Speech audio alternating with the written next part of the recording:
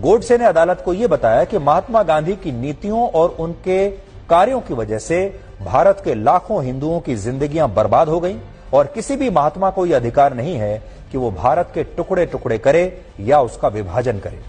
लेकिन गांधी जी ने ऐसा किया और इसीलिए गोडसे ने उनकी हत्या की। अपने बयान के दूसरे भाग में गोडसे ने कहा कि अगर देश के प्रति समर्पण रखना कोई पाप है तो मैं मानता हूं कि मैंने ये पाप किया है और मुझे पूरा विश्वास है कि इंसानों की इस अदालत के बाद भी एक और अदालत है जहां मेरे इस काम को गलत नहीं समझा जाएगा, क्योंकि मैंने ये काम मानवता की रक्षा के लिए किया है। यानी गोडसे को कोई पछतावा नहीं था कि उन्होंने कोई गलत काम किया है, वो अपने इस काम को सही मानता था। यहां एक बड़ी बात यह है कि अदालत में जब महात्मा गांधी की हत्या के मामले की सुनवाई शुरू हुई तब नाथूराम गोडसे पर जो आरोप लगाए गए थे उनके जवाब गोडसे को लिख कर देने थे और बाद में इन जवाबों को जज के सामने पढ़ा जाना था। लेकिन दूसरा पक्ष ये नहीं चाहता था, यानी जो सरकारी पक्ष था वो ये नहीं चाहता था कि गोडसे के जवाबों को अदालत में पढ़ा जाए और यही मांग तब अदालत से भी की गई। लेकिन अदालत ने उस समय इन आपत्तियों को खारिज कर दिया और इसके बाद गोडसे का यह जवाब अदालत में बाकायदा पढ़ा गया। और बड़ी बात यह है कि अगले दिन यही जवाब उस समय के सारे अखबारों के पहले पन्ने पर था, जिससे तत्कालीन प्रधानमंत्री जवाहरलाल नेहरू काफी चिंतित हो गए और काफी असहज हो गए।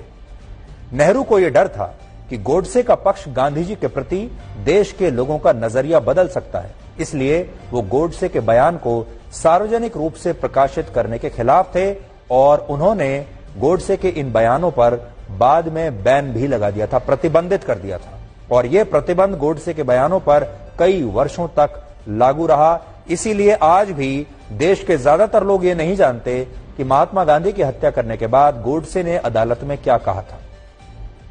गोडसे ने महात्मा गांधी पर भारत का विभाजन करने और मुस्लिम तुष्टीकरण के गंभीर आरोप लगाए थे और इनका जिक्र अपने बयान के तीसरे अध्याय में गोडसे ने किया है।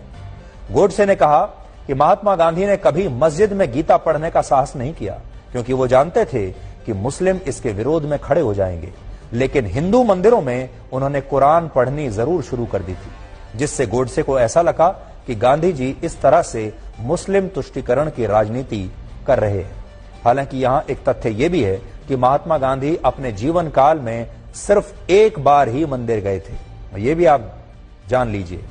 महात्मा गांधी अपने जीवन काल में एक बार मंदिर गए थे बस। और गोडसे का यह भी कहना था कि महात्मा गांधी हिंदू मुस्लिम एकता की बात करते थे, लेकिन उन्होंने हमेशा अंग्रेजों की बांटो और राज करो की नीति को ही आगे बढ़ाया और भारत को बांट दिया और उन्होंने भारत का विभाजन करने में ब्रिटिश सरकार की मदद की। गोडसे ने अपने जवाब में यह भी कहा कि महात्मा गांधी ने विभाजन के बाद भारत सरकार पर पाकिस्तान को उसके हिस्से के 55 करोड़ रुपए देने के लिए भी दबाव बनाया, लेकिन उन्होंने इस विभाजन के दौरान निर्वासित हिंदुओं के लिए कभी भी सच्चे मन से कोई प्रयास नहीं किया। असल में जिस समय भारत का विभाजन हुआ और भारत और पाकिस्तान बने, तब देश के सरकारी खजाने में लगभग 400 करोड़ रुपए जमा थे और विभाजन के तहत यह तय हुआ कि इन 400 करोड़ रुपए के खजाने में से 75 करोड़ रुपए पाकिस्तान को दिए जाएंगे और इस समझौते के तहत भारत ने 20 करोड़ रुपए की पहली किश्त पाकिस्तान को आजादी के समय ही दे भी दी थी, क्योंकि आप जानते हैं कि जब जमीन का बंटवारा हुआ, दो देश बने,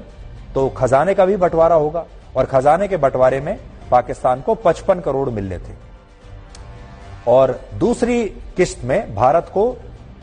पाकिस्तान को 55 करोड़ रुपए देने थे। 20 करोड़ रुपए भारत पहले दे चुका था, तो टोटल 75 करोड़ रुपए पाकिस्तान को मिलने थे इस बंटवारे में। तो 55 करोड़ रुपए पाकिस्तान पर बकाया थे, जिनमें कहा गया कि ये हम आपको दूसरी किश्त में दे देंगे। लेकिन उससे पहले ही पाकिस्तान ने भारत की पीठ पर छुरा घोंपा और पाकिस्तान ने 22 अक्टूबर 1947 को कश्मीर पर हमला कर दिया और इसके बाद सरदार पटेल ने कहा कि अब जब पाकिस्तान ऐसा कर रहा है, जब तक पाकिस्तान कश्मीर की जिद नहीं छोड़ता तब तक हम उसे ये 55 करोड़ रुपए नहीं देंगे। और सरदार पटेल की बात बिल्कुल सही थी, क्योंकि अगर पाकिस्तान एक तरफ हम पर हमला कर रहा है, कश्मीर को हमसे छीनने की कोशिश कर रहा है, तो हम पाकिस्तान के बकाया 55 करोड़ रुपए क्यों दें, हम उस पेमेंट को रोक लेंगे, ऐसा सरदार पटेल चाहते थे। लेकिन महात्मा गांधी बीच में आ गए और महात्मा गांधी और नेहरू इस मुद्दे पर सरदार पटेल के खिलाफ हो गए और महात्मा गांधी ने तो यहां तक कह दिया कि वो किसी भी कीमत पर इस समझौते को टूटने नहीं देंगे और ये 55 करोड़ रुपए भारत को देने ही चाहिए।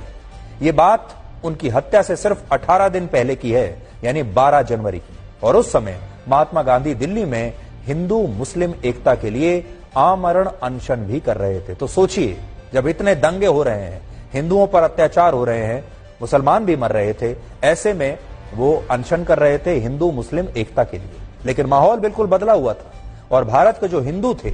वो उनसे बहुत नाराज थे। ऐसा माना जाता है कि इस अनशन के जरिए गांधी जी ने पाकिस्तान को 55 करोड़ रुपए देने के लिए सरकार पर बहुत दबाव बनाया और बाद में नेहरू और पटेल को महात्मा गांधी की ये बात माननी पड़ी और इससे गोडसे और उसके जैसे जो दूसरे हिंदू राष्ट्र के समर्थक लोग थे वो बहुत नाराज हो गए।